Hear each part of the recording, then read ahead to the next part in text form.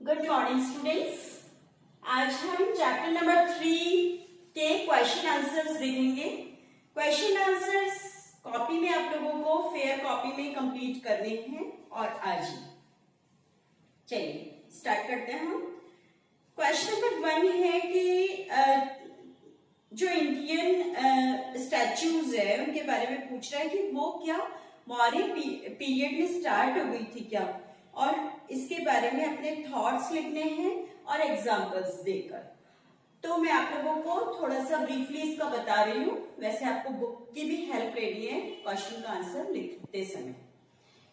Briefly ये है कि बच्चों, हाँ, हम अपने विचार से कह सकते हैं कि उस टाइम पीरियड पे इंडिया में मौर्य टाइम पीरियड पे स्टैच्यूज का बनना स्टार्ट हो गया था। स्टैच्यूज तो उससे पहले ही, बहुत पहले ही बनना स्टार्ट हो गई थी। प्री हिस्टोरिकल पीरियड पे जो टूल्स बनाए जाते थे फार्मिंग के लिए और रिलीजियस पॉइंट ऑफ व्यू से जो छोटे छोटे पत्थरों को घिसकर भगवान माना जाता था, वो भी स्टैच्यूज ही थी। बट प्रॉपरली जो स्टैच्यू, जिसे हम कहते हैं कि स्टैच्यू होती क्या है, पहले तो ये पता चले।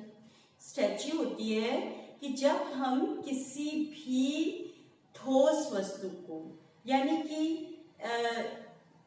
सॉलिड थिंग को हम खोदकर, कोरकर, घिसकर या फिर लिक्विड को मेल्ट करके उसको किसी सांचे में डालकर हम एक 3 डायमेंशनल थिंग, या कह सकते हैं कि 3 आयामी एक हम रूप प्राप्त करते हैं, तो उसे क्या कहते हैं? स्टैच्यू या मूर्ति कहते हैं। और प्रॉपरली मूर्तियां बनने की शुरुआत मौर्य काल में हो गई थी।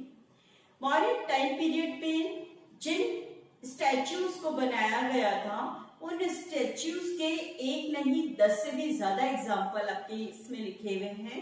आप किसी भी एग्जाम्पल को लेकर और उसके बारे में लिख सकते हैं, जैसे दीदारगंज की यक्षी चामर राही, या फिर ये वाला Singh top, lion top Sarnath का स्टैच्यू, ये ले सकते हैं। साथ में थोड़ा थोड़ा सबके बारे में लिख देना है ना, ये सब एग्जाम्पल्स हैं, 2-3 के बारे में लिख देना। और इसके अलावा डांसिंग लेडी का लिख सकते हो आप। ये और भी स्टेच्यूज हैं जिनके बारे में, और ये जो जहाँ पे आपका चैप्टर खत्म हो रहा है वहां पे भी आपके कुछ नेम्स लिखे हुए, उनके बारे में भी आप लिख सकते हैं। बाकी ये 2 तो इम्पोर्टेंट है ही, इनके 2 के एग्जाम्पल विद डिस्क्रिप्शन कर देना। क्वेश्चन नंबर 2 है, स्तूप का क्या महत्व है और स्तूप वास्तुकला का विकास कैसे हुआ था। स्तूप का डेवलपमेंट पूछ रहा है ये, और उसकी इंपॉर्टेंस पूछ रहा है ये। बच्चों, बौद्ध रिलीजियन में स्तूप की बहुत ज्यादा इंपॉर्टेंस है। कैसे इसका बनना चालू हुआ था, इसके बारे में सुनिए। सबसे पहले बौद्ध रिलीजियस में जो गॉड होते हैं, या फिर महात्मा लोग होते हैं, या मॉन्क्स वगैरह होते हैं, पंडित वगैरह होते हैं, इनको जब दफनाया जाता है तो उस स्मारक को पर लोग बाग वर्शिप करने आया करते थे, लेकिन शांति के लिए। लेकिन वो धीरे धीरे ये चीज बढ़ गई, लोग वहां बहुत ज्यादा विजिटर्स आने लग गए, तो उनको प्रॉपरली एक अट्रैक्शन देने के लिए और एक टूरिज्म पॉइंट ऑफ व्यू से भी उसे क्रिएट करने के लिए स्टैच्यूज की शेप, स्तूप की शेप दी गई। स्तूप एक डोम साइज होता है, डोम शेप्ड होता है। डोम शेप यानी अर्धगोलाकार आकृति का होता है स्तूप, इस तरीके से, ठीक है। और बीच में उसके क्या होती थी? वेदिका होती थी, यानी कि जहां पे उनको गॉड, गॉडेस या फिर ग्रेट पर्सनालिटीज है, उनको दफनाया जाता था। इन स्तूपों को धीरे धीरे रिलीजियस पॉइंट ऑफ व्यू से इनमें डेकोरेशन, जैसे हमारे मंदिरों में डेकोरेशन होता है ना बच्चों, वैसे इसमें भी डेकोरेशन होने लग गया। और वो डेकोरेशन इतना ज्यादा बढ़ गया, इसको बहुत खूबसूरत से खूबसूरत बनाने लग गए। तो इस तरीके से ये है स्तूप के बनने की कहानी और इसका डेवलपमेंट कैसे हुआ। धीरे धीरे इसका डेवलपमेंट होता गया और स्तूप में चारों तरफ स्तूप के बाहर चारों तरफ 4 गेट बनाए जाने लगे, वेदिका बनाए जाने लगी। गेट्स के पिलर्स जो है उनको भी डेकोरेट किया जाने लगा, उनके ऊपर तोरण द्वार बनाए जाने लगे।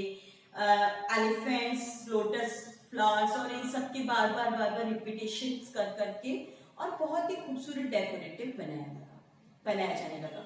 अमरावती का स्तूप, सांची का स्तूप, ये सब इनके ही उदाहरण हैं।